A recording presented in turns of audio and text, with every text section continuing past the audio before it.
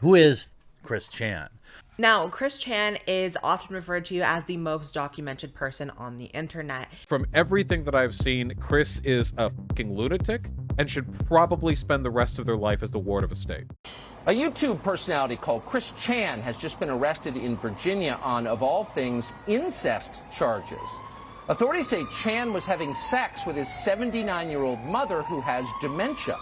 The Daily Mail has more, though I warn you that the details are extremely difficult to stomach. Here's what it says.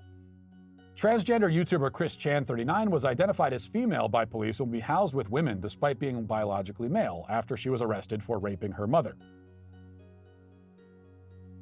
So yeah, that all happened. I don't know why I thought that Chris trending worldwide wouldn't lead to him appearing on big news sites, but there you go. Chris is currently listed as male and housed with men in jail, as far as we can tell, so this whole debate about whether it's safe for women to be around him is kind of irrelevant and just a distraction from what actually happened. It's just about a month now until Chris's preliminary trial, and from what I've been told from various people who work in the field, his trial will be open to the public.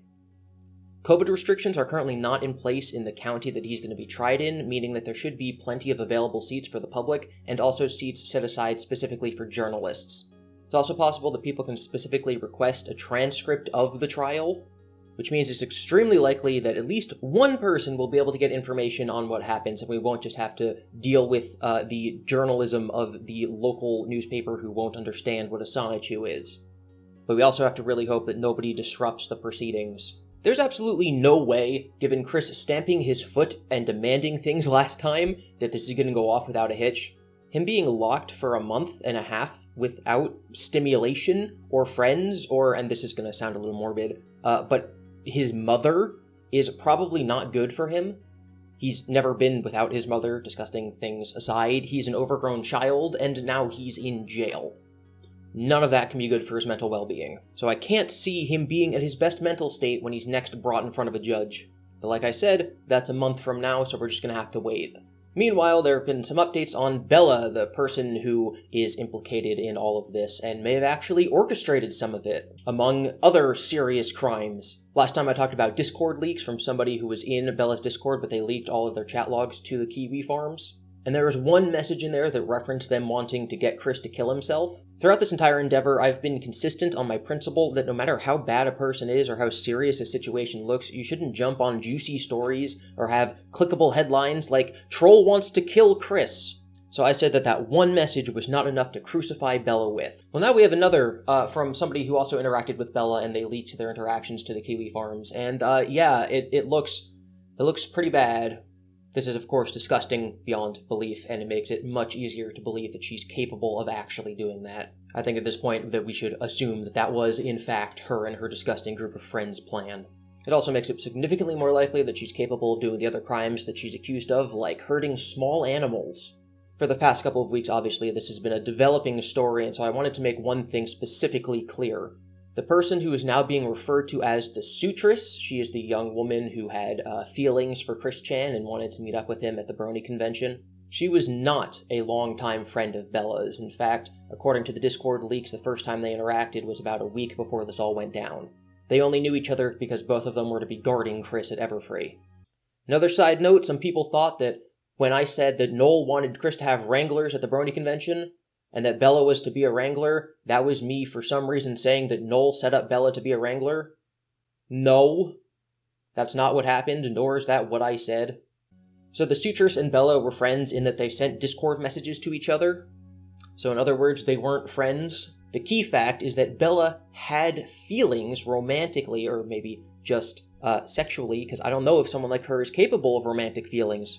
The key fact is that Bella had feelings for the Sutress, which is why she shared the audio of Chris admitting what he did to Barb with the Sutress.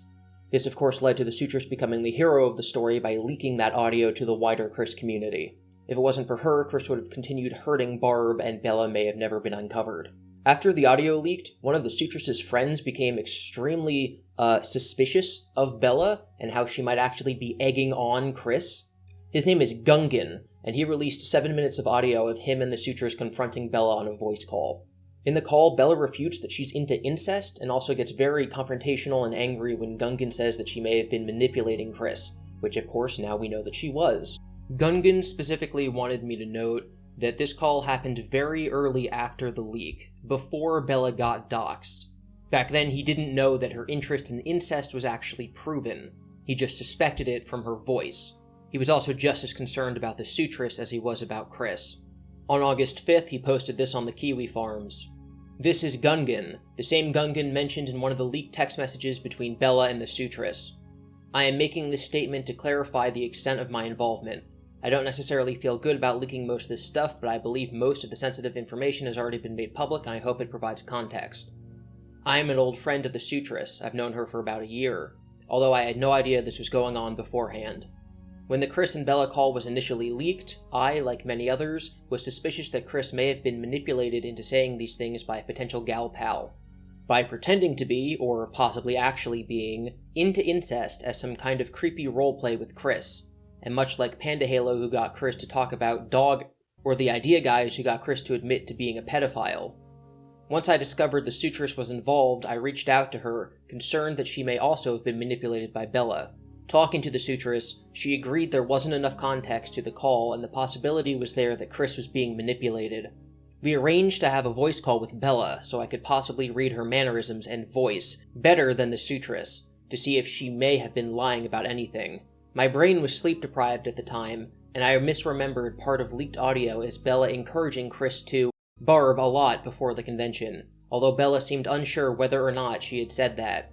I hope these files and my explanation show that the sutress and I were suspicious of Bella. I am not the most tech-savvy person, so my recording is limited to 2 somewhat short clips captured on an older device that's memory was nearly full. It's just Is it whoever about me? whoever. And I'm aroused from this? What the fuck are you talking about? That's what the That's aroused transcript So what says. fucking transcript are you talking about? Are you retarded that I'm aroused from this? What the fuck are you trying to accuse me of? Right now, Bella's University has issued a statement saying that they're looking into everything and not to file any more complaints with them, seeing as that would just clog up their investigation. I think that's all well and good, but the possibility for them to just wait for this to die down and then do nothing is always a present possibility. So ideally, pressure should continually be piled up until they actually investigate and do something. CommieDGurl, as she now goes by, is a YouTuber, and I think that what she's doing is fantastic. She recently interviewed one of Bella's ex-girlfriends, as well as a student that Bella bullied. Links to that interview will be in the description. In this interview, Bella's ex-girlfriend brought up the accusation that Bella is capable of making malware, and then CommieDGurl brought up that it's actually possible that some was written into Bella's Encyclopedia Dramatica page, but that is so far unconfirmed. Totally unrelated, CommieDGurl says that she was introduced to Christery because Jacob Sockness kept leaving her very kind messages on her posts, and so she went to look up who Jacob Sockness was because he said things like he wanted to hug her until he broke her bones. So I'm just very glad for her sake that there was a lot of information on Jacob out there and she was able to steer clear of him. The student that Bella bullied brought up a lot in the interview about how Bella would lie, just continually lie. And that makes him hopeful that other things, like her abuse of animals, were just her bragging to her friends about things that never happened. Neither of the students had heard anything about one of their fellow trans students at their university having committed suicide because of her, so it's also possible that that was a lie or embellishment by Bella. They do confirm that she owned a hamster, although they can't confirm that she boiled it alive. From this interview, we also get new information, like that Bella showed her ex-girlfriend a video of her waterboarding one of her other exes for sexual pleasure, which seems to fit with her personality. Covering this situation has been sticky because of Bella and her accomplices' manner of defending themselves. It seems like what they wanted to do was give completely different narratives to a variety of people who they knew would cover the story, so that as much misinformation about them would be spread as possible. Having one coherent narrative would be too easy to be disproven. Having a bunch of different people, myself included, report different information from her side of the story would create confusion. We know that she reached out to the Quartering and Gino, and it's also possible that she reached out to Blair White and Ethan Ralph. Thankfully, one of the people on their Discord came through and leaked many of their messages, allowing much of the truth to come out. And many more of leaks of that nature are still happening. With that said, Bella and her accomplice Louise have been radio silent for a few days. They're no longer making sock puppet accounts to defend themselves or reaching out to journalists or YouTubers. It's also been uncovered that Bella was arrested for an unrelated crime in New York State, and that court date is coming up soon. The court date was actually yesterday, August 15th, but there's no way to check for additional details and see if anyone has any info on the Kiwi farms because it's being DDoS attacked again. Bella did temporarily post a manifesto explaining her side of the story, but that was only after realizing that her plan had fallen apart, and she quickly then took that document offline. So we have a complex situation where things are constantly unfolding, which leads to misinformation. Unfortunately for us, misinformation is Bella's greatest weapon, which creates a paradox on whether to report on the best known information, which might hide Bella behind false facts, or whether to not report at all, which will hide Bella behind obscurity. I will continue to do my best in being accurate and covering the information and giving unbiased updates. With that said, making up and spreading blatant lies about people or making clickbait videos titled Chris Chan Innocent are definitely not the ways to go about it.